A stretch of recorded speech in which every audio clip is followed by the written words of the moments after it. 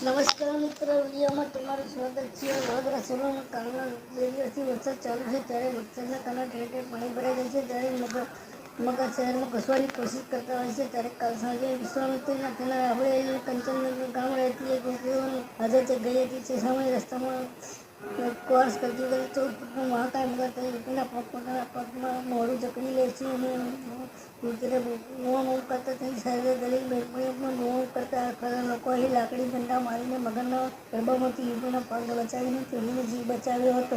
આ સમયે યુવતીના ભાઈ સહિત તેના મિત્રો જાન બચાવવા ઇજાગ્રસ્ત થયેલા બંને મીડિયા સાથે વાતચીતમાં જણાવ્યું કે કુદરતી આફતે ગઈ ત્યારે પ્રવૃત્તિમાંથી મગર આવી ચડ્યો હતો. તેણે તેણીનો પગ મોઢાના જડબામાં લઈ લીધો હતો અને ખેંચતાણ કરતો હતો. તે સમયે બહેનપણીઓએ બૂમાબૂમ કરતા યુવતીના ભાઈ તથા તેના મિત્રોએ તાત્કાલિક યુવતીને બચાવી હતી, પણ પગમાં લોહી લુહાણ થઈ જતા તેને તાત્કાલિક હોસ્પિટલ લઈ ગયા હતા, જ્યાં તેનો ઇલાજ ચાલુ કરવામાં આવ્યો હતો. આ વિડીયો તમને કેવો લાગ્યો? લાઈક અને શેર કરો. આપણો દિવસ શુભ રહે. ધન્યવાદ.